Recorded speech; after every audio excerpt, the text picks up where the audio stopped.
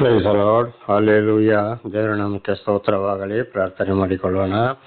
ಸರ್ವ ಸೃಷ್ಟಿಕರ್ತನ ತಂದೆಯ ದೇವರೇ, ಮಗನ ದೇವರೇ, ಪರಿಶುದ್ಧಾತ್ಮನೇ, ನಿಮ್ಮ ನಾಮಕ್ಕೆ ಸ್ತೋತ್ರ ಸ್ವಾಮಿ. ಈ ದಿವಸವು ಈ ಸಮಯವು ಕೂಡ ನಿಮ್ಮಿಂದ ನೇಮಕವಾದಂಥ ದಿವಸ, ಸಮಯ, ನಿಮ್ಮ ಪ್ರೀತಿಗಾಗಿ ಸ್ತೋತ್ರ.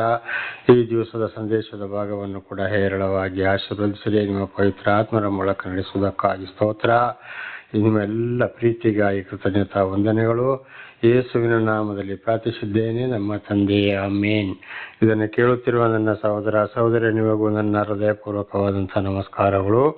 ಈ ದಿವಸವೂ ಕೂಡ ದೇವರು ನಿಮ್ಮನ್ನು, ನಿಮ್ಮ ಮಕ್ಕಳನ್ನು ಎಲ್ಲ ರೀತಿಯಲ್ಲಿ ಹೇರಳವಾಗಿ ಆಶೀರ್ವದಿಸಲೆಂದು ಪ್ರತಿ ದಿವಸ ಬೆಳಗಿನ ಪ್ರಾರ್ಥನೆಯಲ್ಲಿ ಪ್ರಾರ್ಥಿಸುವನಾಗಿದ್ದೇನೆ. ದೇವರ ನಾಮಕ್ಕೆ ಸ್ತೋತ್ರವಾಗಲಿ. ಇವತ್ತಿನ ಸಂದೇಶದ ಭಾಗವು ದೇವರ ಬಂಧನ. ದೇವರ ಬಂಧನ. ಈ ದಿವಸದ ಸಂದೇಶದ ಭಾಗವು ದೇವರ ಬಂಧನ. ದೇವರ ನಾಮಕ್ಕೆ ಸ್ತೋತ್ರವಾಗಲಿ. ವಚನದ ಕಡೆಗೆ ಹೋಗೋಣ. ಆದರೆ ಇದು ನಡೆದು 3ನೇ ತಾರೀಕಿಗೆ ಗುಡ್ ಫ್ರೈಡೆ, ಅಂದರೆ ಶುಭ ಶುಕ್ರವಾರ. ಅದಕ್ಕಿಂತ ಮೊದಲ ದಿವಸವಾದ ಇವತ್ತು ದೇವರನ್ನು ಬಂಧಿಸಿದರು.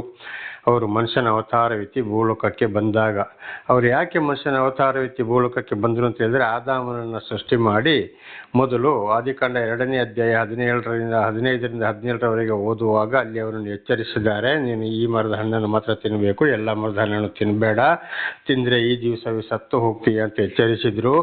ಆಮೇಲೆ ಅವರಿಗೆ ಏದೆನ್ ತೋಟದಲ್ಲಿ ಒಂದು ಹೆಂಡತಿಯನ್ನು ಕೊಟ್ಟರು. ಹೆಂಡತಿಯನ್ನು ಹೆಂಡತಿಯ ಮೂಲಕ ವಂಚಿಸುವಾಗ ಆದಾಮನು ದೇವರ ಮಾತಿಗೆ ಕಿವಿ ಕೊಡದ ಕಾರಣ, ಹೆಂಡತಿಯ ಮಾತಿಗೆ ಕಿವಿ ಕೊಟ್ಟ ಕಾರಣ ಅಲ್ಲಿ ಶಾಪಗ್ರಸ್ತನಾದ. ಏದೆನ್ ತೋಟದಿಂದ ಹೊರ ಹಾಕಿದ್ರು ಅವರಿಬ್ಬರನ್ನು. ಏದೆನ್ ತೋಟ ಅಂದರೆ ಪರಿಶುದ್ಧವಾದ ಭೂಮಿ ಅಂತೇಳಿ. ಅದೇ ಪಾಪ ಇವತ್ತು ಮುಂದುವರ್ಕೊಂಡು ಬರ್ತಲೇ ಇದೆ. ಆದರೆ 2025ನೇ ವರ್ಷದ ಹಿಂದಿನವರೆಗೆ ಏನು ಮಾಡಿದ್ರು, ವರ್ಷಕ್ಕೆ ಒಂದ್ಸಲ ಪ್ರಾಣಿಗಳ ಯಜ್ಞವನ್ನು ಅರ್ಪಿಸ್ತಾ ಇದ್ರು. ಎತ್ತು, ಕುರಿ ಅಥವಾ ಇದು ಮೇಕೆ ಅಂದರೆ ಆಡುಗಳನ್ನು. ಆಮೇಲೆ ಇದು ವರ್ಷ ಈ ರೀತಿ ಒಂದು ಜೀವ ಹೋಗುವುದು, ಯಜ್ಞ ಅರ್ಪಿಸುವುದು ಸರಿಯಲ್ಲ. ಇದರಿಂದ ಪಾಪ ಪರಿಹಾರ ಆಗುವುದಿಲ್ಲ. ಶಾಶ್ವತವಾಗಿ ಒಂದೇ ಸಲ ಇಡೀ ಲೋಕದ ಪಾಪಗಳನ್ನು ಬಗೆಹರಿಸಬೇಕು ಅಂತೇಳಿ ದೇವರು ಯೋಚನೆ ಮಾಡಿದಾಗ ಅಲ್ಲಿ ಪರಿಶುದ್ಧ ರಕ್ತದಿಂದ ಮಾತ್ರ ಪಾಪ ಪರಿಹಾರ ಆಗಬೇಕು. ಪರಿಶುದ್ಧ ರಕ್ತ ಇಲ್ಲ ಇದ್ರೆ ಯಾವುದೊಂದು ಸಾಧ್ಯವಿಲ್ಲ ಅಂತ ನೋಡಿದಾಗ ಭೂಲೋಕದಲ್ಲಿ ಇದ್ದಂಥ ಮನುಷ್ಯರಲ್ಲಿ ಯಾರೂ ಪರಿಶುದ್ಧರಿಲ್ಲ, ಇನ್ನು ದೇವರೊಬ್ಬರೇ ಆಗಬೇಕು. ಅದಕ್ಕೆ ಅವರು ಏನು ಮಾಡಿದರು, ಮನುಷ್ಯನ ಅವತಾರವೆತ್ತಿ ತಂದೆಯಾದ ದೇವರ ಬಳಗಡೆಯ ಆತ್ಮವನ್ನು ಮನುಷ್ಯನ ರೂಪದಲ್ಲಿ, ಮಗನ ರೂಪದಲ್ಲಿ ಭೂಲೋಕಕ್ಕೆ ಕಳುಹಿಸಿಕೊಟ್ಟರು. ನೀನು ಹೋಗಿ ಈ ರೀತಿ ಎಲ್ಲ ಹಾಗೆ ಮಾಡಿ ಪಾಪವನ್ನು ಪರಿಹಾರ ಮಾಡಿ ವಾಪಸ್ ಬರಬೇಕು ಅಂತೇಳಿ. ಹಾಗೆ ಅವರು ಮನುಷ್ಯನ ಅವತಾರವೆತ್ತಿ ಒಂದು ಕನ್ನಿಕೆಯ ಗರ್ಭದಲ್ಲಿ ಭೂಲೋಕಕ್ಕೆ ಬಂದಿದ್ದು. ಇದು ನಮ್ಮ ಸಂಸ್ಕೃತದಲ್ಲಿ ಓಂ ಬ್ರಹ್ಮಪುತ್ರಾಯ ನಮಃ ಅಂದರೆ ಬ್ರಹ್ಮನೇ ಪುತ್ರನಾಗಿ ಬಂದ ಅಂತೇಳಿ. ಅದು ಈ ಕಲಿಯುಗದಲ್ಲಿ ನಡೆದದ್ದು ಈಗಿನ ಇಸ್ರೇಲ್ ರಾಷ್ಟ್ರದಲ್ಲಿ. ಅಲ್ಲಿ ಅವರು ಅವತಾರವೆತ್ತಿ ಬಂದರು. ಅಲ್ಲಿಯ ಹೆಸರು ಏನಾಗಿದ್ದರೆ ಯೇಸು. ಯೇಸು ಅಂದರೆ ತನ್ನ ಜನರನ್ನು ಪಾಪದಿಂದ ಬಿಡುಗಡೆ ಮಾಡುವವನು ಅಥವಾ ಮಾನವ ರಕ್ಷಕ ಅಂತ. ಅದನ್ನು ನಮ್ಮ ಸಂಸ್ಕೃತದಲ್ಲಿ ಇನ್ನೊಂದು ಕಡೆ ಪ್ರಜಾಪತಿ ಅಂತ ಹೇಳ್ತಾರೆ, ಅಂದರೆ ಪ್ರಜೆಗಳನ್ನು ರಕ್ಷಿಸುವವನು ಅಂತ ಇದರ ಅರ್ಥ. ಎಲ್ಲವೂ ನಮ್ಮ ಸಂಸ್ಕೃತ ಪ್ರಕಾರ ಬ್ರಹ್ಮನ ಅವತಾರ. ಬೈಬಲಲ್ಲಿ ಯೆಹೋವ, ಯೇಸು, ಸರ್ವೇಶ್ವರ, ಪರಮೇಶ್ವರ ಅಂತ ಹೇಳ್ತದೆ ಅಂತೇಳಿ ನಾವು ಹಿಂದೆ ಕೂಡ ಇದನ್ನು ತಿಳಿದುಕೊಂಡಿದ್ದೇವೆ. ದೇವರ ನಾಮಕ್ಕೆ ಸ್ತೋತ್ರವಾಗಲಿ. ಹಾಗೆ ಅವರು ಮನುಷ್ಯರಾಗಿ ಬಂದು 33 ವರ್ಷ ಜೀವಿಸಿದರು. 30ನೇ ವರ್ಷದಲ್ಲಿ ದೀಕ್ಷಾಸ್ಥಾನವನ್ನು ತಗೊಂಡು 3 ವರ್ಷ ಪರಲೋಕದ ರಾಜ್ಯವನ್ನು ಕುರಿತು, ನೀವು ಮರಣ ಹೊಂದಿದ ನಂತರ ನ್ಯಾಯ ತೀರ್ಪಿನ ದಿವಸ ನಿಮ್ಮ ಆತ್ಮವು ಪರಲೋಕಕ್ಕೆ ಬರಬೇಕಾದ್ರೆ ಈ ಲೋಕದಲ್ಲಿ ಈ ಪ್ರಕಾರದಲ್ಲಿ ನೀವು ಜೀವಿಸಬೇಕು ಅಂತೇಳಿ ಎಲ್ಲವನ್ನ ತೋರಿಸಿಕೊಟ್ರು. ಅವರ ಆ ಒಂದು ದೇವರ ಒಂದು ಕಾನೂನು ಈ ಲೋಕದ ಜನಗಳಿಗೆ ಏನಾಯ್ತು, ಅದು ಬಹಳ ವಿರೋಧವಾಯಿತು. ಇಲ್ಲಿ ಜೀವಿಸಲಿಕ್ಕೆ ಸಾಧ್ಯವಿಲ್ಲ. ಈಗ ಯಾವ ರೀತಿ ದೇವರಿಗೆ ವಿರುದ್ಧವಾಗಿ ಜೀವಿಸ್ತಾರೋ ಹಾಗೆ. ಆಗ ಇವನನ್ನು ಇನ್ನು ಇಟ್ಟರೆ ಏನಾಗ್ತದೆ, ನಮಗೆ ಇಲ್ಲಿ ಉಳಿಗಾಲವಿಲ್ಲ, ಇವನನ್ನು ಕೊಲ್ಲಲೇಬೇಕು ಅಂತ ಒಂದು ಪ್ರಯತ್ನವನ್ನು ಮಾಡ್ತಾರೆ. ಆಗಿನ ಜನಗಳು ಬೇರೆ ಯಾರಲ್ಲ, ದೇವರನ್ನು ಅರಿತವರೇ. ಆದರೆ ಅದು ನಡೆಯಲೇಬೇಕಾಗಿತ್ತು ಅವರ ರಕ್ತ ಸುರಿಸಲಿಕ್ಕೋಸ್ಕರ. ಅದಕ್ಕೆ ಅದೆಲ್ಲ ಆಯಿತು. ಅದು ನಮ್ಮ ಜೀವಿತಕ್ಕೂ ಕೂಡ ಒಂದು ಉದಾಹರಣೆ. ಈ ರೀತಿ ಆಗ್ತದೆ ಅಂತ ಅವರು ತೋರಿಸಿದಷ್ಟೇ. ಇವ್ರನ್ನ ಕೊಲ್ಲೇಬೇಕು ಅಂತೇಳಿ ಅವರು ಏನು ಮಾಡ್ತಾರೆ, ಒಂದು ಯೋಚನೆಯನ್ನು ಮಾಡ್ತಾರೆ. ಇವನನ್ನು ಬಿಟ್ಟರೆ ನಮಗಿನ್ನೂ ಉಳಿಗಾಲ ಇಲ್ಲ ಅಂತ. ಹಾಗೆ ನೋಡಿ, ಇವತ್ತು ಈ ಭೂಲೋಕದಲ್ಲಿ ಸತ್ಯವನ್ನು ಇದ್ದಾಗೆ ಹೇಳಿದರೆ, ಕಾನೂನು ಪ್ರಕಾರ ಮಾತಾಡಿದರೆ ಖಂಡಿತವಾಗಿ ಯಾರಾದರೂ ಅನೀತಿವಂತರಿಗೆ, ದುಷ್ಟರಿಗೆ ಸಹಿಸಿಕೊಳ್ಳೋಕೆ ಆಗೋದೇ ಇಲ್ಲ. ಅದು ಇವತ್ತು ಕೂಡ ನಡೆಯುತ್ತಲೇ ಇದೆ. ಹಾಗಿದು ಸಂಪೂರ್ಣವಾಗಿ ಮತ್ತಾಯ 26ನೇ ಅಧ್ಯಾಯದಲ್ಲಿ ನಾವು ತಿಳಿದುಕೊಳ್ಳಬಹುದು. ಸಂಪೂರ್ಣವಾಗಿ ಮತ್ತಾಯ 26ನೇ ಅಧ್ಯಾಯದಲ್ಲಿ 26:1-13 ಓದುವಾಗ ಕೊಲೆಗೆ ಸಂಚು, ಯೇಸುಸ್ವಾಮಿಯನ್ನು ಕೊಲ್ಲಲಿಕ್ಕೆ ಸಂಚು ರೂಪಿಸ್ತಾರೆ, ಇವನನ್ನು ಮಾಡಿ ಹೇಗಾದರೂ ಮಾಡಿ ಕೊಲ್ಲಲೇಬೇಕು ಅಂತೇಳಿ. 26:14-16 ನೋಡುವಾಗ ಯೂದನಿಗೆ ಹಣ, ದೇವರು ಮನುಷ್ಯನ ಅವತಾರವೆತ್ತಿ ಭೂಲೋಕಕ್ಕೆ ಬಂದಾಗ 12 ಜನ ಶಿಷ್ಯರನ್ನು ಆರಿಸಿಕೊಂಡ್ರು. ನಂಬಿಕೆಯ ಮೇಲೆ ಅದರಲ್ಲಿ ಒಬ್ಬನು ಏನು ಮಾಡ್ತಾ ಇದ್ದ, ಅವನನ್ನು ನಾನು ಹಿಡಿದು ಕೊಡ್ತೇನೆ ಅಂತೇಳಿ ಹಣಕ್ಕಾಗಿ ಅವನು ಆಸೆ ಪಟ್ಟ. ಯಾರೋ ಈ ಒಬ್ಬ ಶಿಷ್ಯ ಯೂದ ಅಂತ ಹೇಳೋಣ. ಹಾಗೆ ಇವತ್ತು ದೇವರು ಆದುಕೊಂಡವರು ನಾವು ದೇವರ ಮನುಷ್ಯರು ಅಂತ ಹೇಳೋರು ಅನೇಕರು ಹಣದ ಹಿಂದೆ ಓಡಾಡ್ತಾ ಇದ್ದಾರೆ, ಬೇಕಾದ ಸಂಪಾದನೆಯನ್ನ ಮಾಡ್ತಾ ಇದ್ದಾರೆ, ಅಂದ್ರೆ ದೇವರ ವಿರೋಧಿಗಳು ಅಂತ ಇದರ ಅರ್ಥ. 20-25 ನೋಡುವಾಗ ಯೇಸುಸ್ವಾಮಿ 12 ಮಂದಿ ಶಿಷ್ಯರೊಂದಿಗೆ ಮಧ್ಯದಲ್ಲಿ ಊಟ ಕೂತು ಹೇಳ್ತಾರೆ, ನನ್ನನ್ನು ಒಬ್ಬನು ಹಿಡಿದು ಕೊಡ್ತಾ ಇದ್ದಾನೆ, ಅವನು ಹುಟ್ಟದಿದ್ರೆ ಒಳ್ಳೆಯಿತ್ತು, ಅವನ ಗತಿಯನ್ನು ಏನೆಂದು ಹೇಳಲಿ ಅಂತ. ಆಗ ಎಲ್ಲರೂ ನಾನಲ್ಲ ಅಂತ ಹೇಳ್ತಾರೆ. ಈ ಯೂದನು ಕೂಡ ಒಂದು ಕೆಟ್ಟ ಯೋಚನೆ ಮಾಡಿದವನು ಏನು ಹೇಳ್ತಾನೆ, ನಾನಲ್ಲ ಅಂತ. ಹಾಗೆ ಇವತ್ತು ಕಳ್ಳರು ಕಪಟಿಗಳು ಹೇಳ್ತಾರೆ, ನಾನಂತ ಮಾಡೋದೆಲ್ಲ ಮಾಡಲೇ ಇಲ್ಲ ಅಂತೇಳಿ. ಅದಕ್ಕೆ ಯೇಸುಸ್ವಾಮಿ ಹೇಳ್ತಾರೆ, ನಿನ್ನ ಬಾಯಿಯಲ್ಲಿ ಬಂದಿದೆ ಅಂತ, ದೇವರಿಗೆಲ್ಲವೂ ಗೊತ್ತಿದೆ. ಇದರ ಅರ್ಥ ದೇವರ ನಾಮಕ್ಕೆ ಸ್ತೋತ್ರವಾಗಲಿ. ಮತ್ತೆ 26-28 ನೋಡುವಾಗ ಕರ್ತರ ಭೋಜನ, ಶಿಷ್ಯರಿಗೆ ದೇವರು ಏನು ಹೇಳ್ತಾರೆ ನೋಡಿ, ಗೋಧಿ ರೊಟ್ಟಿಯನ್ನು ತೆಗೆದುಕೊಂಡು ದೇವರಿಗೆ ಸ್ತೋತ್ರ ಮಾಡಿದ್ದು ನನ್ನ ದೇಹ, ಇದನ್ನು ನೀವು ತಿನ್ನಿರಿ ಅಂತ. ಆಮೇಲೆ ದ್ರಾಕ್ಷಾರಸವನ್ನು ತೆಗೆದುಕೊಂಡು ಇದು ನನ್ನ ರಕ್ತ, ಇದನ್ನು ನೀವು ಪಾನ ಮಾಡಿರಿ, ಇದು ಹೊಸ ಒಡಂಬಡಿಕೆಗಾಗಿ ಸುರಿಸಲಾಗಿರುವ ರಕ್ತ ಅಂತೇಳಿ ದೇವರು 12 ಮಂದಿ ಶಿಷ್ಯರಿಗೆ ಮಾತ್ರ ಕೊಟ್ಟಿದ್ದು. ಅದರಲ್ಲಿ ಏನು ಮಾಡಿದ್ರು, 11 ಮಂದಿ ಶಿಷ್ಯರು ಚೆನ್ನಾಗಿದ್ದರು, ಅವರು ತೆಗೆದುಕೊಂಡ್ರು. ಈ 12 ಯೂದ ಏನು ಮಾಡ್ದ, ಈ ದೇವರ ಬಗ್ಗೆ ಕೆಟ್ಟದ್ದು ಯೋಚನೆ ಮಾಡಿಕೊಂಡು ಈ ಕರ್ತರ ಭೋಜನವನ್ನು ತೆಗೆದುಕೊಂಡ. ಕಡೆಗೆ ಅವನು ಯೇಸುಸ್ವಾಮಿಯನ್ನು ಶಿಲುಬೆಗೇರಿಸಲ್ಪಡೋಕ್ಕೆ 1 ದಿವಸಕ್ಕೆ ಮುಂದೆ, ಅಂದರೆ ಏನಾಯಿತು, ಇದೇ ದಿವಸ ಕೊನೆಯ ಪಕ್ಷದವನಿಗೆ ಸಾಯಂಕಾಲ ಹೊತ್ತಲ್ಲಿ ಪಾಪ ಅರಿವಾಯಿತು, ನೇಣು ಹಾಕ್ಕೊಂಡ. ಆಮೇಲೆ ಹಗ್ಗ ತುಂಡಾಗಿ ಕೆಳಗಡೆ ಬಿತ್ತು, ಹೊಟ್ಟೆ ಒಡೆದು ಹೋಗಿ ಕರಳು ಹೊರಗಡೆ ಬಂದು ಸತ್ತ. ಹಾಗಿದ್ರೆ ಅರ್ಥ, ದೇವರೊಂದಿಗೆ ನಾವು ದೇವರು ಅಂಥವ್ರು ಇಂಥವ್ರು ಅಂತ ಹೇಳ್ಕೊಂಡು ದೇವರ ಹೆಸರಿಕೊಂಡು ಅನ್ಯಾಯ ಮಾಡಿದವರಿಗೆ ಯಾವ ರೀತಿ ಶಿಕ್ಷೆ ಬರ್ತದೆ ಅಂತ ಗೊತ್ತಿಲ್ಲ. ಅದೇ ಇವತ್ತು ನಾನಾ ಥರದ ಶಿಕ್ಷೆಯನ್ನು ಅನುಭವಿಸುವುದು ಅಂತ ಇದರ ಅರ್ಥವಾಗಿದೆ. ದೇವರ ನಾಮಕ್ಕೆ ಸ್ತೋತ್ರವಾಗಲಿ. 31-34 ನೋಡುವಾಗ ಪೇತ್ರ ಹೇಳ್ತಾ ಇದ್ದಾನೆ, ನೋಡಪ್ಪ ನಿನಗೆ ಹಾಗೆ ಆಗೋದಾಗ ಯೇಸುಸ್ವಾಮಿ ಹೇಳ್ತಾರೆ, ನಾನು ಸತ್ತು 3ನೇ ದಿವಸ ಪುನರುತ್ಥಾನಗೊಳ್ತೀನಿ, ಗಲಿಲಾಯಕ್ಕೆ ಹೋಗ್ತೀನಿ ನಿಂತಾಗ ಪೇತ್ರ ಅಂತ ಹೇಳುವಂತ ಒಬ್ಬ ಶಿಷ್ಯ ಹೇಳ್ತಾನೆ, ಪೇತ್ರ ಅಂದ್ರೆ ಬಂಡೆ ಅಂದ್ರೆ ಸ್ಥಿರವಾದ ವಿಶ್ವಾಸಿ ಅಂತ ಅದರ ಅರ್ಥ.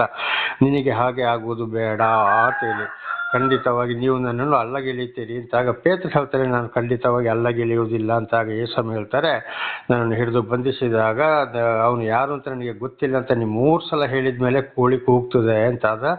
ಅದೇ ರೀತಿ ಬಂಧಿಸಿಟ್ರು ಇಲ್ಲಿ ಜೆರುಸಲೇಮಿನಲ್ಲಿ.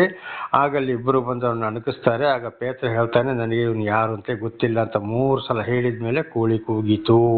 ಅದುವೇ ಇವತ್ತು ಬೆಳಗಿನ ಜಾವದಲ್ಲಿ ಕೋಳಿ ಕೂಗುವಂಥದ್ದು, ದೇವರು ಎಚ್ಚರಿಸಿದಂಥದ್ದು. ಆಮೇಲೆ ಆಗ ಪೇತ್ರನಿಗೆ ಯೋಚನೆ ಆಗ್ತದೆ, ಅಯ್ಯೋ ಯೇಸುಸ್ವಾಮಿ ಹೀಗೆ ಹೇಳಿದ್ರಲ್ಲಪ್ಪ, ಗೊತ್ತೇ ಇಲ್ಲ ಅಂತ 3 ಸಲ ಹೇಳ್ತೀಯ, ಮತ್ತೆ ಕೋಳಿ ಕೂಗ್ತದೆ ಅಂತೇಳಿ ಅವನಿಗೆ ಅರ್ಥವಾಯಿತು. ದೇವರು ಹೇಳಿದ ಮಾತು ಸ್ವಲ್ಪ ದೂರ ಹೋಗಿ ಗೊಳಗೊಳನೆ ಅರ್ಥ ಅಂದರೆ ಪಶ್ಚಾತ್ತಾಪ ಪಟ್ಟ. ಹಾಗೆ ಇವತ್ತು ದೇವರೊಂದಿಗೆ ನಾವು ಜೀವಿಸುವಾಗ ಏನಾದರೂ ಇತರರಿಗೆ ನಮ್ಮ ರಕ್ಷಣೆಗಾಗಿ ನಾವು ಏನಾದರೂ ಸುಳ್ಳು ಹೇಳುವುದಾದರೆ ಆ ತಪ್ಪುಗಳು ನಮಗೆ ಅರ್ಥವಾಗುವಾಗ ಖಂಡಿತವಾಗಿ ನಾವು ಏನು ಮಾಡಬೇಕು, ದೇವರಲ್ಲಿ ಪಶ್ಚಾತ್ತಾಪ ಪಡಬೇಕಾಗಿದೆ. ಪೇತ್ರಲ್ಲಿ ಪಶ್ಚಾತ್ತಾಪ ಪಟ್ಟ. ಆಗ ಯಾಕೆ ಪೇತ್ರ ಸುಳ್ಳು ಹೇಳಿದ, ದೇವರು ಮೊದಲು ಹೇಳಲು ಕಾರಣ ಏನಂದ್ರೆ, ಅಲ್ಲಿ ಯೇಸುವನ್ನು ಶಿಲುಬೆಗೆ ಏರಿಸ್ತಾರೆ. ಆವಾಗ ಜೊತೆಯಲ್ಲಿ ಇವನನ್ನು ಕೂಡ ನಾನು ಹೌದು ಜೊತೆಲಿ ಇದ್ದಂತ ಶಿಲುಬೆಗೆ ಏರಿಸ್ತಾರೆ. ಮೊಟ್ಟ ಮೊದಲು ದೇವರ ಸಭೆ ಪ್ರಾರಂಭವಾಗಿದ್ದು ಅಂತ್ಯೋಕ್ಯದಲ್ಲಿ. ಅಲ್ಲಿ ಸ್ಥಿರವಾಗಿ ಜನಗಳನ್ನು ಸುವಾರ್ತೆ ಸಾರಲಿಕ್ಕೆ ನಡೆಸಲಿಕ್ಕೆ ಯಾರು ಇಲ್ಲ. ಅದಕ್ಕೆ ಪೇತ್ರನೇ ಯೋಗ್ಯನಾಗಿದ್ದ. ಅದಕ್ಕೆ ಏನು ಮಾಡಿದ್ರು, ಪೇತ್ರನು ಸುಳ್ಳು ಹೇಳುವಾಗೆ ದೇವರು ಮಾಡಿದ್ರು. ಹಾಗಾದ್ರೆ ಅರ್ಥ ಏನಂದ್ರೆ, ಇವತ್ತು ನಮ್ಮ ದೇವರು ಆದುಕೊಂಡಂತ ನಮಗೂ ಖಂಡಿತವಾಗಿ ನಮಗೆ ಏನಾದರೂ ಇದು ತೊಂದರೆಗಳು ಬರುವುದಾದರೆ, ಕೆಡುಕು ಬರುವುದಾದರೆ ನಮ್ಮ ರಕ್ಷಣೆಗಾಗಿ ದೇವರೇ ನಮ್ಮೊಂದಿಗೆ ಮಾತನಾಡ್ತಾರೆ, ಪವಿತ್ರಾತ್ಮರ ಮೂಲಕ ಮಾತನಾಡಿಸ್ತಾರೆ ಅಂತ ಇದ್ರ ಅರ್ಥ. ಹಾಗೆ ಒಂದೊಂದು ಸಮಯದಲ್ಲಿ ನಮಗೆ ಏನು ಮಾತಾಡಬೇಕು ಅಂತ ಗೊತ್ತಾಗೋದಿಲ್ಲ.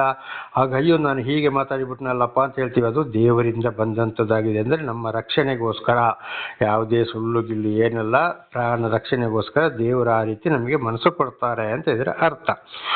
ಆಮೇಲೆ 36 ಮತ್ತೆ 26, 36-46 ಓದುವಾಗ ಯೇಸುಸ್ವಾಮಿ ಏನು ಮಾಡ್ತಾರೆ ಅಲ್ಲಿ ಶಿಷ್ಯರಲ್ಲಿ ಗೆತ್ಸೆಮನೆ ತೋಪಿಗೆ ಹೋಗಿ ಪ್ರಾರ್ಥನೆ ಮಾಡ್ತಾರೆ. ಅಂದರೆ ಅವರಿಗೆ ನನ್ನ ಶಿಲುಬೆಗೇರಿಸ್ತಾರೆ, ಇಷ್ಟೆಲ್ಲ ಕಷ್ಟ ಸಂಕಟ ದುಃಖಗಳನ್ನ ಕೊಡ್ತಾರೆ ಅಂತ ಅವ್ರಿಗೆ ಚೆನ್ನಾಗಿ ಗೊತ್ತಿದೆ. ಅವರು ದೇವರಲ್ಲಿ ಪ್ರಾರ್ಥನೆ ಮಾಡ್ತಾರೆ, ಅಪ್ಪ ತಂದೆ ಈ ನಿನ್ನ ಚಿತ್ತವಾದ ಈ ಕಷ್ಟದ ಕೊಡವು ನನ್ನಿಂದ ತೊಲಗಿ ಹೋಗಲಿ ಅಥವಾ ನಿನ್ನ ಚಿತ್ತದಂತೆ ನೆರವೇರಲಿ ಅಂತೇಳಿ ಪ್ರಾರ್ಥಿಸ್ತಾರೆ. ಹಾಗೆ ನಮಗೆ ಕೂಡ ದೇವರೊಂದಿಗೆ ಜೀವಿಸುವಾಗ ಒಂದೊಂದು ಕಷ್ಟ ಸಂಕಟ ದುಃಖಗಳು ಬಂದಾಗ ಬರುವುದು ಗೊತ್ತಾದಾಗ ನಾವು ಏನು ಮಾಡಬೇಕು, ದೇವರ ಹಾಗೆ ಪ್ರಾರ್ಥಿಸಬೇಕು. ಇವತ್ತು ನಾವು ಕೂಡ ಈ ಸ್ವಾಮಿ ಕೂಡ ಅವರು ದೇವರಾದರೂ ತಂದೆಯಾದ ದೇವರಲ್ಲಿ ಪ್ರಾರ್ಥಿಸಿದರು. ಹಾಗೆ ನಾವು ಕೂಡ ಕಷ್ಟ ಸಂಕಟ ದುಃಖಗಳಿಗಾಗಿ ಪ್ರಾರ್ಥಿಸಬೇಕು ಅಂತ. ಹಾಗೆ ಪ್ರಾರ್ಥಿಸುವಾಗ ಗೆತ್ಸೆಮನೆ ತೋಪಿನಲ್ಲಿ ಅಂದರೆ ಒಂದು ಸಾಧಾರಣ ಅರಣ್ಯ, ಈ ಶಿಷ್ಯರನ್ನು ಅಲ್ಲೇ ಬಿಟ್ಟು ಯೇಸುಸ್ವಾಮಿ ನೀವು ಇಲ್ಲೇ ಇರಿ, ನಾನು ಹೋಗಿ ಪ್ರಾರ್ಥನೆ ಮಾಡಿ ಬರ್ತೇನೆ ಅಂತೇಳಿ ನನಗಾಗಿ ಪ್ರಾರ್ಥನೆ ಮಾಡಿ ಅಂತ ಹೇಳಿಬಿಟ್ಟು ಹೋದರು. ಅಲ್ಲಿ ಹೋಗಿ ಪ್ರಾರ್ಥನೆ ಮಾಡಿ ಬರುವಾಗ ಈ ಶಿಷ್ಯರು ಪ್ರಾರ್ಥನೆ ಮಾಡೋದು ಬಿಟ್ಬಿಟ್ಟು ಒಳ್ಳೆ ನಿದ್ದೆ. ಮತ್ತೊಂದು ಸಲ ಹೇಳಿದರು, ಮತ್ತೊಂದು ಸಲ ಕೂಡ ನಿದ್ದೆ. ಯೇಸುಸ್ವಾಮಿ ಬಂದಾಗ ನಿಮಗೆ ಇನ್ನೂ ನಿದ್ದೆ ಬಿಡಲಿಲ್ವಾ, ನೀವು ವಿಶ್ರಾಂತಿ ತಗೊಳ್ಳಿ, ಧನ್ಯವಾರಿಸಿಕೊಳ್ಳಿ, ಆಯಿತು ನರಪುತ್ರನು ಪರರ ವಶವಾಗ್ತಾನೆ ಆಯಿತು ಅಂತ. ಆಗ ಯಾಕೆ ಹೀಗೆ ಹೇಳಿದ್ರು ಅಂದರೆ, ದೇವರು ಶಿಷ್ಯರನ್ನ ಆದುಕೊಂಡು ನೋಡಿ 3 ವರ್ಷ ನಡೆಸಿದ್ರು ಜೊತೆಯಲ್ಲಿ. ಆಗ ಈ ಶಿಷ್ಯರು ನಿದ್ದೆ ಮಾಡಿದ್ರಲ್ಲಿ, ನಿದ್ದೆ ಮಾಡಿದಾಗ ಯಾರೋ ಸೈತಾನ ಅವರಲ್ಲಿ ಕಾರ್ಯ ಮಾಡಿದ, ನೀವು ಅವನ ಮಾತನ್ನ ಕೇಳಬೇಡಿ ಅಂತ. ಹಾಗೆ ಇವತ್ತೊಂದು ಪ್ರಾರ್ಥನೆಗೆ ಕೂತ್ಕೊಳ್ಳುವಾಗ ಒಬ್ಬೊಬ್ಬರಿಗೆ ನಿದ್ದೆಗಳು, ತೂಕಡಿಸಗಳು, ಎದ್ದು ತಿರುಗಾಡೋದು, ಏನೇನೋ ಮಾತಾಡುವಂಥದ್ದು, ಏನೇನೋ ಯೋಚನೆ, ಇದು ಯಾರ ಕೆಲಸವಾಗಿದೆ? ಅಂಥವರ ಮನಸ್ಸು ಸರಿಯಾಗಿ ದೇವರಲ್ಲಿ ಇಲ್ಲ, ಅವರಲ್ಲಿ ಸೈತಾನ ಕಾರ್ಯ ಮಾಡ್ತಾ ಇದ್ದಾನೆ. ಹಾಗೆ ಇವತ್ತು ಅನೇಕರು ದೇವರ ಮಾತನ್ನು ಯಾರು ಕೇಳೋದಿಲ್ಲ. ಅವರು ಭಾಷಾ ಆಗ್ಬೋದು, ವಿಶ್ವಾಸಗಳಾಗಿರ್ಬೋದು, ದೇವಮಾನವರಾಗಿರ್ಬೋದು, ಮಠಾಧೀಶ್ವರಾಗಿರ್ಬೋದು, ಬ್ರಾಹ್ಮಣ ಆಗಿರ್ಬೋದು, ಯಾರೇ ಆಗಿರ್ಬೋದು, ವೇದಗಳನ್ನ ಗ್ರಂಥಗಳನ್ನ ಓದಿ ತಿಳಿದುಕೊಂಡು ಲೋಕದ ವಿಷಯದಲ್ಲಿ ಯಾರು ಹೋಗ್ತಾರೋ ಖಂಡಿತವಾಗಿ ಅವ್ರ ಹತ್ರ ಸೈತಾನ ಕಾರ್ಯ ಮಾಡ್ತಾನೆ ಅಂತ ಇದರ ಅರ್ಥವಾಗಿದೆ. ಹಾಗೆ ಶಿಷ್ಯರಲ್ಲಿ ಏನು ಮಾಡಿದ್ರು, ನಿದ್ದೆ, ದೇವರ ನಾಮಕ್ಕೆ ಸ್ತೋತ್ರವಾಗಲಿ, ಅವರನ್ನು ಸೈತಾನ ಮಂಕು ಮಾಡಿದ ಅಂತ ಇದರ ಅರ್ಥವಾಗಿದೆ. ಹಾಗೆ ಅವರು ಹೋಗಿ ಗೆತ್ಸೆಮನೆ ತೋಪಿನಲ್ಲಿ ಪ್ರಾರ್ಥಿಸಿದಾಗ ಅವರ ಮೈಯಲ್ಲಿ ಬೆವರು ಬರ್ತಾ ಇತ್ತು. ಆ ಬೆವರು ಬದಲು ರಕ್ತದ ಹನಿ ಬಂತು. ಅಂದರೆ ನಾನು ಅಂತ ಹೋಗ್ತೇನೆ, ಜನಗಳು ನನ್ನನ್ನು ಹಿಂಬಾಲಿಸುವ ಗತಿ ಏನಪ್ಪ ಅಂತ. ಹಾಗೆ ಅಲ್ಲಿ ಪೇತ್ರ ಏನ್ ಮಾಡ್ತಾರೆ, ಅಲ್ಲ ಅಂತೇಳಿ ಹೇಳ್ತಾನೆ. ಹೇಳಿದಾಗ ಅಲ್ಲಿ ಏನಾಗ್ತದೆ, 3 ಸಾರಿ ಕೋಳಿ ಕೂಗುತ್ತದೆ. ದೇವರ ನಾಮಕ್ಕೆ ಸ್ತೋತ್ರವಾಗಲಿ, ಹಲ್ಲೆಲೂಯಾ. ಇದನ್ನಾಗಲೇ ಕೂಡ ನಾವು ತಿಳಿದುಕೊಂಡಿದ್ದೇವೆ. ಇದು ಇವತ್ತಿನ ದಿವಸ ಅಂದರೆ 2025ನೇ ವರ್ಷದ ಹಿಂದೆ ಮೊದಲ ಶತಮಾನದಲ್ಲಿ ನಡೆದಂಥ ಗುಡ್ ಫ್ರೈಡೆ ಅಂದರೆ ನಾಳೆ ಯೇಸುಸ್ವಾಮಿಯನ್ನು ಶಿಲುಬೆಗೆ ಏರಿಸಿದ್ರು. ಇವತ್ತು ಅವರನ್ನು ಬಂಧನ ಮಾಡಿ ಈ ವಿಷಯಗಳು ಇಲ್ಲಿ ನಡೆಯಿತು. 3 ಸಾರಿ ಅವನು ಗೊತ್ತಿಲ್ಲ ಅಂತ ಹೇಳಿದ ಮೇಲೆ ಕೋಳಿ ಕೂಗಿತು. ಇದು ಇವತ್ತು ಕೂಡ ಕೋಳಿ ಕೂಗುವುದು ಇದುವೇ ಒಂದು ಅರ್ಥವಾಗಿದೆ ಬೆಳಗಿನ ಜಾವದಲ್ಲಿ. ಆಗ ಕೋಳಿ ಕೂಗಲು ಪ್ರಾರಂಭವಾಗಿದ್ದು ಅಲ್ಲಿಂದಲೇ ಎಂಬುದಾಗಿ ನಾವು ಅರ್ಥ ಮಾಡಿಕೊಳ್ಳಬೇಕಾಗಿದೆ. ದೇವರ ನಾಮಕ್ಕೆ ಸ್ತೋತ್ರವಾಗಲಿ. ಹಾಗೆ ನೋಡಿ, ಇವತ್ತಿನ ದಿವಸ ಇಷ್ಟು ನಡೆಯಿತು. ಏನು ಮಾಡಿದ್ರು, ಅವರನ್ನು ಅರೆಸ್ಟ್ ಮಾಡಿದ್ರು, ಬಂಧನ ಮಾಡಿದ್ರು, ಅವರನ್ನು ಹಿಡಿದ್ರು, ಹೊಡೆದ್ರು, ಅವರಿಗೆ ಬಹಳ ಹಿಂಸೆಯನ್ನು ಕೂಡ ಕೊಟ್ಟರು. 12 ಮಂದಿ ಶಿಷ್ಯರು ಕೂಡ 1 ಗಂಟೆ ಆದರೂ ಪ್ರಾರ್ಥನೆ ಮಾಡಿ ಅಂತ ಹೇಳಿದಾಗ ಇವರಿಗೆ ಒಳ್ಳೆ ನಿದ್ದೆ. ಇವತ್ತು ಕೂಡ ಅನೇಕರು ಅದೇ ಪ್ರಾರ್ಥನೆಗೆ ತಲೆ ಬರ್ತಾರೆ, ನಿದ್ದೆ ಮಾಡ್ತಾರೆ, ನಾನಾ ಥರದಲ್ಲಿ ಯೋಚನೆ ಮಾಡ್ತಾರೆ, ಎದ್ದು ಓಡಾಡ್ತಾ ಇರ್ತಾರೆ, ತಿರುಗಾಡ್ತಾ ಇರ್ತಾರೆ, ಮೊಬೈಲಲ್ಲಿ ಮಾತಾಡ್ತಾ ಇರ್ತಾರೆ. ಆಗ ಸೈತಾನನು ಏನು ಮಾಡಿದ್ದಾನೆ, ಇವರ ಬುದ್ಧಿಯನ್ನು ಮಂಕು ಮಾಡಿದ್ದಾನೆ ಅಂತ ಇದರ ಅರ್ಥವಾಗಿದೆ. ನೇರವಾಗಿ ಆದರೆ ಏನು ಮಾಡ್ತಾರೆ, ಖಂಡಿತವಾಗಿ ಉಪದೇಶ ಮಾಡುವಾಗ, ಸತ್ಯ ಸುವಾರ್ತೆ ಬರುವಾಗ ಮಠ ನೋಡ್ತಾ ಇರ್ತಾರೆ, ಕಿವಿ ಕೊಡ್ತಾ ಇರ್ತಾರೆ, ಆಳಿಸ್ತಾ ಇರ್ತಾರೆ. ಅದು ಅವರ ಮುಖವನ್ನು ನೋಡಿದಾಗ ಗೊತ್ತಾಗ್ತದೆ, ಇವರು ನಿಜವಾಗಿ ದೇವರ ವಾಕ್ಯವನ್ನು ಆಳಿಸ್ತಾ ಇದ್ದಾರೆ, ದೇವರ ಆತ್ಮ ಇವರಲ್ಲಿ ಇದೆ. ಆ ಕಡೆ ತಿರುಗಾಡೋದು, ಮೊಬೈಲ್ ತಿರುಗಾಡೋದು, ಆ ಕಡೆ ನೆಗಡೋದು, ಈ ಕಡೆ ನೆಗಡೋದು, ಆ ಕಡೆ ಸಿಗ್ನಲ್ ಕೊಡೋದು, ಈ ಕಡೆ ಸಿಗ್ನಲ್ ಕೊಡೋದು. ಇನ್ನು ಸ್ತ್ರೀಯರಲ್ಲಂತೂ ಅನೇಕರು ಬಂದು ಮನೆಯಲ್ಲಿ ಬೇಕಾದ್ರೆ ಟಿವಿ 3 ದಿವಸ ನಿದ್ದೆ ಇಲ್ಲದಿದ್ರು ಕೂಡ ಚೆನ್ನಾಗಿ ಟಿವಿ ನೋಡಿ ಮಠ ಅಂತ ನೋಡ್ತಾ ಇರ್ತಾರೆ, ಅಲಂಕಾರ ನೋಡ್ತಾ ಇರ್ತಾರೆ, ನೆಗಾಡ್ತಾ ಇರ್ತಾರೆ, ಮಾತಾಡ್ತಾ ಇರ್ತಾರೆ.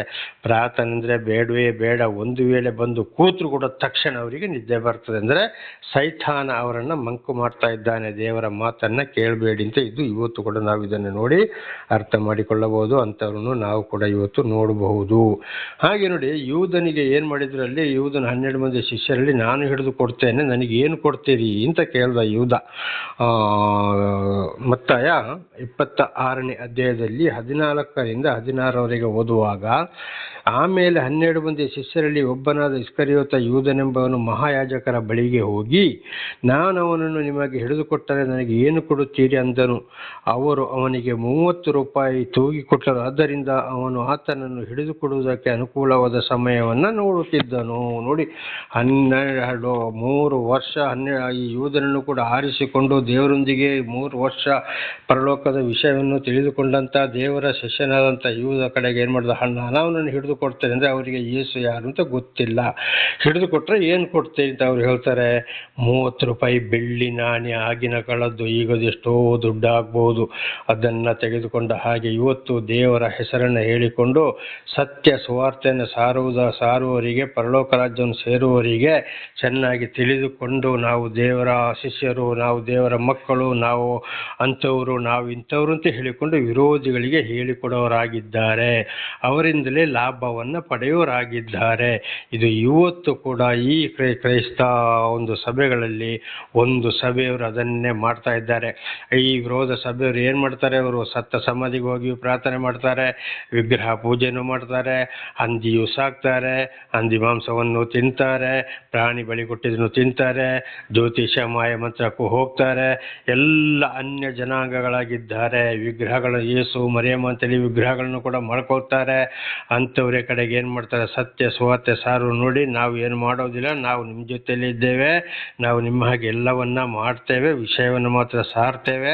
ಅವರು ನೋಡಿ ಹಾಗೆ ಮಾಡ್ತಾರೆ, ಹೀಗೆ ಮಾಡ್ತಾರೆ, ಹಾಗೆ ಹೇಳ್ತಾರೆ, ಹೀಗೆ ಹೇಳ್ತಾರೆ, ನಾವಲ್ಲ, ನಮ್ಮಿಂದ ಏನಾದರೂ ನಿಮಗೆ ತೊಂದರೆ ಬರ್ತಾ ಇದೆ ಅಂತ ಈ ರೀತಿ ನಾಟಕದ ಜೀವನವನ್ನು ಆಡುವಂಥ ಒಂದು ಸಭೆ ಇವತ್ತು ಕೂಡ ಇದೆ. ಆದರೆ ಇದು ಇಡೀ ಇವತ್ತು ಭೂಲೋಕದಲ್ಲಿ ಬಹಳ ಒಂದು ದೊಡ್ಡ ಸಭೆಯಾಗಿದೆ. ಅದು ನಿಮಗೆ ಕೂಡ ಗೊತ್ತಿರಬಹುದು. ಅಥವಾ ಯೇಸು ಮರಿಯಮ್ಮ ಅಂತೇಳಿ ವಿಗ್ರಹ ಮಾಡಿಕೊಂಡು ಆ ಸಂತರು ಈ ಸಂತರು ಅಂತ ಹೇಳಿಕೊಂಡು ನಾನಾ ರೀತಿಯಲ್ಲಿ ಇವತ್ತು ಸೈತಾನನ ಕಾರ್ಯವನ್ನು, ದೇವರಿಗೆ ವಿರುದ್ಧವಾದ ಕಾರ್ಯವನ್ನು ಕೂಡ ಮಾಡುತ್ತಲೇ ಇದ್ದಾರೆ. ಇವರು ಇವತ್ತು ಏನಾಗಿದೆ, ನಾವು ಈಗ ಉದಾಹರಣೆಗೆ ನನ್ನನ್ನು ಕೂಡ ಅಂಥಲ್ಲಿಂದ ಬಹಳ ಗೊತ್ತಿಲ್ಲದ ನನ್ನ ಹೊರಗಡೆ ಹಾಕಿದ್ರು. ನಿಮ್ಮ ಒಂದು ಸಹಾಯ ನಮ್ಮ ಸಭೆಗೆ ಬೇಡ, ನೀವು ಬಿಟ್ಟು ಹೋಗಿ ಅಂತೇಳಿ. ದೇವರ ನಾಮಕ್ಕೆ ಸ್ತೋತ್ರವಾಗಲಿ. ಆದರೆ ದೇವರು ನನ್ನನ್ನು ಕೈ ಬಿಡಲಿಲ್ಲ. ಇವರೆಲ್ಲ ಯಾರಾಗಿದ್ದಾರೆ, ಯೂದನ ಪಾರ್ಟಿಯವರಾಗಿದ್ದಾರೆ. ಸೈತಾನ್ ಇವರನ್ನು ವಂಚಿಸಿದ್ದಾನೆ. ದೇವರ ಹೆಸರನ್ನು ಹೇಳಿಕೊಂಡು ಹಣ ಸಂಪಾದನೆಗಾಗಿ ಹಿಡಿದು ಕೊಟ್ಟ ಹಾಗೆ ಇವತ್ತು ದೇವರ ಹೆಸರನ್ನು ಹೇಳಿಕೊಂಡು ಅನೇಕರು ಸ್ಕೂಲ್ ಓಪನ್ ಮಾಡಿ ಎಷ್ಟೋ ಸಾವಿರ ಹಣ ಸಂಪಾದನೆ, ಅನೇಕರು ಆಸ್ಪತ್ರೆಯನ್ನು ಓಪನ್ ಮಾಡಿಕೊಂಡು ಬರೀ ಒಂದು 10 ರೂಪಾಯಿ 20 ರೂಪಾಯಿ ಔಷಧಿಗೆ 500 ರೂಪಾಯಿ 600 ರೂಪಾಯಿ ತಗೊಂಡು ಆಸ್ಪತ್ರೆಯನ್ನು ಹೇಳಿಕೊಂಡು, ದೇವರ ವಾಕ್ಯಗಳು ಹೆಸರುಗಳು ಬಹಳ ಜೋರಾಗಿರ್ತವೆ, ಈ ರೀತಿಯಲ್ಲಿ ಹಣ ಸಂಪಾದನೆ ಮಾಡ್ತಾರೆ. ಇನ್ನು ಅನೇಕರು ಆಶ್ರಮ, ಅನಾಥಾಶ್ರಮ ಅಂತ ಹೇಳ್ಕೊಂಡು ಓಪನ್ ಮಾಡಿಕೊಂಡು, ಅನಾಥ ಮಕ್ಕಳಾಶ್ರಮ, ಅನಾಥ ವೃದ್ಧಾಶ್ರಮ ಅಂತೇಳಿ ಓಪನ್ ಮಾಡಿಕೊಂಡು ಅದರಲ್ಲಿ ಕೂಡ ಇವತ್ತು ಕೋಟಿ ಹಣ ಸಂಪಾದನೆ ಮಾಡೋರಾಗಿದ್ದಾರೆ. ಇನ್ನು ಕೆಲವರಿಗೆ ಬಡವರಿಗೆ ಸಹಾಯ ಅಂತೇಳಿ ಊರು ಬಡವರ ಮನೆಗೆ ಹೋಗೋದು, ಅಲ್ಲಿಂದ ಫೋಟೋಗಳನ್ನ ತಗೊಳ್ಳೋದು, ಆ ಫೋಟೋವನ್ನು ಹೊರದೇಶ ಕಳಿಸೋದು, ಅವರವರು ಕಷ್ಟಪಟ್ಟು ಅವರ ಮನೆ ಆಸ್ತಿ ಪಾಸ್ತಿ ಕುರಿ ದನ ಏನಾದರೂ ಮಾಡಿಕೊಟ್ರೆ ಫೋಟೋ ಹೊಡೆದು ಎಲ್ಲ ನಾವು ಕೊಟ್ಟೋ, ಇವರಿಗೆ ನಾವು ದೀಕ್ಷೆ ಸ್ಥಾನ ಕೊಟ್ಟಿದ್ದೇವೆ ಅಂತೇಳಿ ಸುಳ್ಳು ಪತ್ರವನ್ನು ಬರೆದು ಅದರಲ್ಲಿ ಕೂಡ ಇವತ್ತು ಕೋಟಿ ಸಂಪಾದನೆ ಮಾಡುವಂಥದ್ದು. ಇದು ಕ್ರಿಶ್ಚಿಯನ್ಗಳಲ್ಲಿ ಮಾತ್ರವಲ್ಲ, ಇವತ್ತು ಎಲ್ಲ ಸಾಧಾರಣ ಒಂದು ಧರ್ಮದಲ್ಲಿ ಮಾತ್ರ ಕಡಿಮೆ, ಮತ್ತು ಎಲ್ಲ ಧರ್ಮಗಳಲ್ಲಿ ಕೂಡ ಈ ರೀತಿ ಬಡ ಬಗ್ಗರನ್ನು ವಂಚಿಸಿ ಹಾಳು ಮಾಡಿ ಅಷ್ಟು ಕೊಡಿ ಇಷ್ಟು ಕೊಡಿ ಕಿತ್ತು ಐಶ್ವರ್ಯ ಆಡಂಬರ ಜೀವನವನ್ನು ನಡೆಸುವವರಾಗಿದ್ದಾರೆ. ಆಗ ಏನಾಗಿದೆ, ಇವರೆಲ್ಲ ಯಾರಿಗೂ ಸಂಬಂಧಪಟ್ಟವರಾಗಿದ್ದಾರೆ. ಈ ಶಿಷ್ಯರಿಗೆ ನೋಡಿ, ಯೇಸುಸ್ವಾಮಿ ಗೆತ್ಸೆಮನೆ ತೋಪಿಗೆ ಹೋದಾಗ ಅಲ್ಲಿ ಏನು ಮಾಡಿದ್ರು, 1 ಗಂಟೆ ಆದರೂ ಪ್ರಾರ್ಥಿಸಬಾರ್ದು ಅಂತ ಹೇಳುವಾಗ ಇವರು ನಿದ್ದೆ ಮಾಡಿದ್ರು. ಇಂಥವರು ಖಂಡಿತವಾಗಿ ಇವರೆಲ್ಲ ಯಾರ ವಶದಲ್ಲಿದ್ದಾರೆ, ದುಷ್ಟ ಶಕ್ತಿಯ ವಶದಲ್ಲಿದ್ದಾರೆ. ಇದನ್ನು ಇವತ್ತು ಸಭೆಯಲ್ಲಿ ನೋಡುವಾಗಲೂ ಕೂಡ ಗೊತ್ತಾಗ್ಬೋದು. ಇದು ಯೂದನ ಮುಖಾಂತರ ಸೈತಾನ ಮಾಡಿದ ಕಾರ್ಯ ಇಲ್ಲಿ ಕೂಡ ಮಾಡ್ತಾ ಇದ್ದಾನೆ. ಯೂದನ ಗುಂಪಿಗೆ ಸೇರಿದವರೆಲ್ಲರೂ ಇವರು ಆಗಿದ್ದಾರೆ. ಹಾಗೆ ಏನಾಯಿತು, 2025ನೇ ವರ್ಷದ ಹಿಂದೆ ದೇವರು ಮನುಷ್ಯನ ಅವತಾರವೆತ್ತಿ ಬಂದಾಗ 33 ವರ್ಷ ಜೀವಿಸಿ 30ನೇ ವರ್ಷದಲ್ಲಿ ದೀಕ್ಷಾಸ್ಥಾನವನ್ನು ಪಡೆದು 3 ವರ್ಷ ಈ ಶಿಷ್ಯರನ್ನ ಕರೆದುಕೊಂಡು ಹಳ್ಳಿಗೆ ಹೋಗಿ ಸುವಾರ್ತೆ ಸಾರಿದರು. ಅಂದರೆ ನೀವು ಈ ರೀತಿ ಸುವಾರ್ತೆಯನ್ನು ಸಾರಿ ಯಾರಿಗೆ ಹೋಗಬೇಕು, ಎಲ್ಲಿಗೆ ಹೋಗಬೇಕು, ನಾವು ಸತ್ಯ ಸುವಾರ್ತೆಯನ್ನು ಸಾರುವಾಗ ಯಾವ ರೀತಿ ಕಷ್ಟ ಸಂಕಟ ದುಃಖಗಳು ಬರ್ತವೆ ಅಂತೇಳಿ ಒಂದು ಉದಾಹರಣೆಯನ್ನು ತೋರಿಸಿಕೊಟ್ರು. ಆದರೆ ಅಲ್ಲಿ ಇನ್ನೊಂದು ಪ್ರಶ್ನೆ, ಯಾಕಪ್ಪ ದೇವರು ತಿಳಿದವ್ರಿಗೆ ಯಾಕೆ ಈ ಕಷ್ಟ ಎಲ್ಲ, ಯಾಕೆ ಇಷ್ಟೆಲ್ಲ ಆಗಬೇಕು ಅಂತ ಒಂದು ಪ್ರಶ್ನೆ ಬರ್ತದೆ. ಆದರೆ ಅವರು ರಕ್ತ ಸುರಿಸಲು ಅದು ಆಗಲೇಬೇಕು. ನಾನು ನಿಮ್ಮನ್ನು ಕರೆದ ಮೇಲೆ ನಿಮ್ಮನ್ನು ಸ್ವೀಕರಿಸಿದರೆ, ನೀವು ಸರಿಯಾಗಿ ನನ್ನನ್ನು ಹಿಂಬಾಲಿಸುವುದಾದರೆ, ನೀವು ನನ್ನ ಶಿಷ್ಯರಾದರೆ ನಿಮಗಿಂತ ಕಷ್ಟ ಸಂಕಟ ದುಃಖಗಳು ಬರುತ್ತವೆ ಅಂತ ಒಂದು ಉದಾಹರಣೆಯನ್ನು ತೋರಿಸಿಕೊಟ್ಟಿದ್ದು. ಅದಕ್ಕೆ ನೀವು ಈ ರೀತಿಯಲ್ಲಿ ಜೀವಿಸಿ ಅಂತೇಳಿ. ಹಾಗೆ ಮೊದಲು ಏನು ಮಾಡಿದ್ರು, ಅವರನ್ನು ಅರೆಸ್ಟ್ ಮಾಡ್ತಾರೆ. ಹಾಗೆ ಇವತ್ತಿನ ಈ ವರ್ಷ, ಈ 2026ನೇ ವರ್ಷ ಈ ದಿವಸ ಅವರನ್ನು ಬಂಧನ ಮಾಡಿದಂಥ ದಿವಸ. ಅಂದರೆ 2025ನೇ ವರ್ಷದ ಹಿಂದೆ ಮೊದಲ ಶತಮಾನದಲ್ಲಿ ಅದನ್ನು ನೆನೆಸಿಕೊಳ್ಳುವಂಥದ್ದು. ಆದರೆ ಇದರ ಬಗ್ಗೆ ಅನೇಕರು ಇವತ್ತು ಏನು ಮಾಡ್ತಾರೆ, ನಾನಾ ಥರದ ಸುಳ್ಳು ಹೇಳಿ ಪಶ್ಚಾತ್ತಾಪ ಪಡುವಂಥದ್ದು, ಕಣ್ಣೀರು ಸುರಿಸುವಂಥದ್ದು, ಒಂದು ನಾನಾ ಥರ ಶಿಲುಬೆಯ ನಾಟಕ ಆಡುವಂಥದ್ದು, ಇದೆಲ್ಲ ಅನೇಕರು ಇವತ್ತು ಕೂಡ ಹಾಗೆ ಮಾಡ್ತಾ ಇದ್ದಾರೆ. ಆದರೆ ಖಂಡಿತವಾಗಿ ಅದನ್ನು ಹೇಳಲಿಲ್ಲ ದೇವರು. ಆ ದಿವಸ 2025ನೇ ವರ್ಷದ ಹಿಂದೆ ಮೊದಲ ಶತಮಾನದಲ್ಲಿ ನಡೆದಿದ್ದನ್ನು ನಾವು ನೆನೆಸಿಕೊಳ್ಬೇಕು.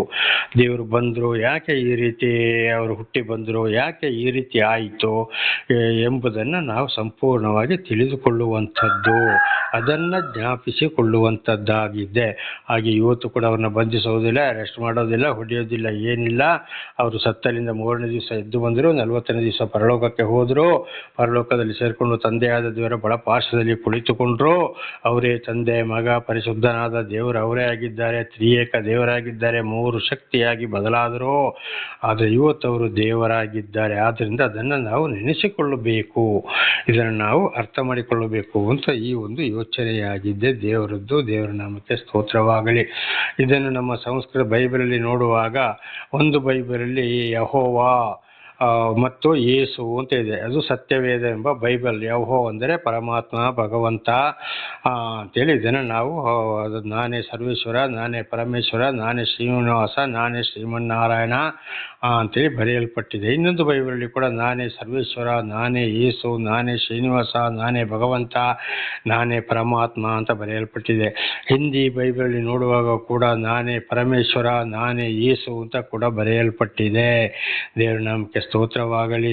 ನಮ್ಮ ಸಂಸ್ಕೃತದಲ್ಲಿ ನೋಡುವಾಗ ಓಂ ಬ್ರಹ್ಮಪುತ್ರಾಯ ನಮಃ, ಓಂ ಕನ್ನಿಕಾಸುತಾಯ ನಮಃ. ಬ್ರಹ್ಮನೇ ಒಂದು ಕನ್ಯೆ ಗರ್ಭದಲ್ಲಿ ಪುತ್ರನಾಗಿ ಅವತಾರವೆತ್ತಿ ಬಂದ ಬ್ರಹ್ಮನೇ ಇಲ್ಲಿ ಯೇಸು ಕ್ರಿಸ್ತನಾಗಿದ್ದಾನೆ ಎಂಬುದನ್ನು ನಾವು ತಿಳಿದುಕೊಳ್ಳಬೇಕಾಗಿದೆ.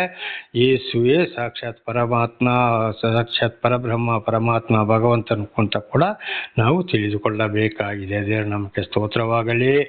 ಆದರೆ ಇದು 2025 ವರ್ಷದ ಈ ಕಲಿಯುಗದಲ್ಲಿ ದೇವರ ಚರಿತ್ರೆ ನಡೆದಿದ್ದು ಇಸ್ರೇಲ್ ರಾಷ್ಟ್ರದಲ್ಲಾಗಿದೆ. ಅಲ್ಲಿನ ಹೆಸರು ಯೆಹೋವಾ, ಅಂದರೆ ಇಬ್ರು ಭಾಷೆ. ಅದು ಈಗ ಸಂಸ್ಕೃತದಲ್ಲಿ ಏನಂತ ನಾವು ಚೆನ್ನಾಗಿ ತಿಳಿದುಕೊಂಡಿದ್ದೇವೆ. ಯೇಸು ಎಂಬ ನಾಮ ನಮ್ಮ ಇಲ್ಲಿ ಬ್ರಹ್ಮನ ಸಾಕ್ಷಾತ್ ಪರಬ್ರಹ್ಮನೆಲ್ಲ ಅವತಾರ. ಆತನೇ ಪರಮಾತ್ಮ, ಭಗವಂತ, ಆತನೇ ಶ್ರೀಕೃಷ್ಣ ಪರಮಾತ್ಮನಾಗಿದ್ದಾನೆ, ಆತನೇ ಸರ್ವೇಶ್ವರನಾಗಿದ್ದಾನೆ, ಪರಮೇಶ್ವರನಾಗಿದ್ದಾನೆ, ಶ್ರೀನಿವಾಸನು ಕೂಡ ಆಗಿದ್ದಾನೆ. ಶ್ರೀನಿವಾಸ ಅಂದರೆ ಬೇರೆ ದೇವರಲ್ಲ, ನಾನೇ ನಿಮಗೆ ಶ್ರೀನಿವಾಸ ಅಂತ ಪವಿತ್ರ ಗ್ರಂಥ ಬೈಬಲಲ್ಲಿ ಕೂಡ ಬರೆಯಲ್ಪಟ್ಟಿದೆ. ಅಂದರೆ ನಾನೇ ಶ್ರೀನಿವಾಸ ಅಂದರೆ ನಾನೇ ನಿಮಗೆ ಆಧಾರ ಅಂತ ಇದರ ಅರ್ಥವಾಗಿದೆ. ದೇವರ ನಮಗೆ ಸ್ತೋತ್ರವಾಗಲಿ. ಹಲ್ಲೆಲೂಯಾ. ಹಾಗೆ ಗುಡ್ ಫ್ರೈಡೆಗೆ ಸಂಬಂಧಪಟ್ಟಂಥ ಮೊದಲನೆಯ ದಿವಸ ಯೇಸುವಿನ ಬಂಧನ. ಇದು ನಾಳೆಗೆ, ಇವತ್ತಿಗೆ ಇದು ಮುಕ್ತಾಯವಾಯಿತು. ನಾಳೆಗೆ ದೇವರ ಶಿಲುಬೆಯ ಮರಣದ ಮತ್ತು ಸಮಾಧಿಯ ಕುರಿತು ನಾವು ನಾಳೆ ತಿಳಿದುಕೊಳ್ಳೋಣ. ಪ್ರಾರ್ಥನೆ ಮಾಡಿಕೊಳ್ಳೋಣ. ಸರ್ವ ಸೃಷ್ಟಿಕರ್ತನ ತಂದೆಯ ದೇವರೇ, ಮಗನ ದೇವರೇ, ಪರಿಶುದ್ಧಾತ್ಮನೇ, ನಿಮ್ಮ ನಾಮಕ್ಕೆ ಸ್ತೋತ್ರ ಸ್ವಾಮಿ. ಇವತ್ತಿನ ಈ ಒಂದು ಸಂದೇಶವನ್ನು ನನ್ನ ಸಹೋದರ ಸಹೋದರಿಗೆ ನೀವು ತಿಳಿಸಿದ್ದಕ್ಕಾಗಿ ಸ್ತೋತ್ರ. ಅವರು ಚೆನ್ನಾಗಿ ಕೇಳಿ ಅರ್ಥ ಮಾಡಿಕೊಂಡು ಇದನ್ನು ತಿಳಿದುಕೊಂಡು ಅವರು ಜೀವಿಸುವಂತೆ ಅವರಿಗೆ ಬೇಕಾದ ಶಾಂತಿ, ಸಮಾಧಾನ, ಆರೋಗ್ಯ, ವಿಶೇಷವಾದ ಜ್ಞಾನವನ್ನು ಅನುಗ್ರಹಿಸಿರಿ. ಅವರು ವಿಶೇಷವಾಗಿ ತಿಳಿದುಕೊಳ್ಳುವಂತಾಗಲಿ. ಅವರವರ ಮಕ್ಕಳಿಗೂ ಕೂಡ ಇದರ ಬಗ್ಗೆ ತಿಳಿಸಿಕೊಡುವಂತಾಗಲಿ. ನಿಮ್ಮ ಚಿತ್ತವಾದರೆ ಬೇರೆಯವರಿಗೂ ಸಾಕ್ಷಿಗಳಾಗುವಂತೆ ಮಾರ್ಪಡಿಸಿರಿ. ಹಾಗೆ ಮಾಡುವುದಕ್ಕಾಗಿ ಸ್ತೋತ್ರ. ಯೇಸುವಿನ ನಾಮದಲ್ಲಿ ಪ್ರಾರ್ಥಿಸಿದ್ದೇನೆ ನಮ್ಮ ತಂದೆ, ಆಮೇನ್. ಇದನ್ನು ಕೇಳುತ್ತಿರುವ ನನ್ನ ಸಹೋದರ ಸಹೋದರಿ, ನಿಮಗೂ ನನ್ನ ಹೃದಯಪೂರ್ವಕವಾದಂಥ ಧನ್ಯವಾದಗಳು. ಈ ಸಂದೇಶಗಳನ್ನು ಚೆನ್ನಾಗಿ ಕೇಳಿ ಅರ್ಥ ಮಾಡಿಕೊಂಡು ತಿಳಿದು ನಿಮ್ಮ ಮಕ್ಕಳಿಗೂ ತಿಳಿಸಿ ಇತರರಿಗೂ ಸಾಕ್ಷಿಗಳಾಗುವಂತೆ ದೇವರು ನಿಮ್ಮನ್ನು ಹೇರಳವಾಗಿ ಮಾರ್ಪಡಿಸಲಿ. ಆಮೇನ್.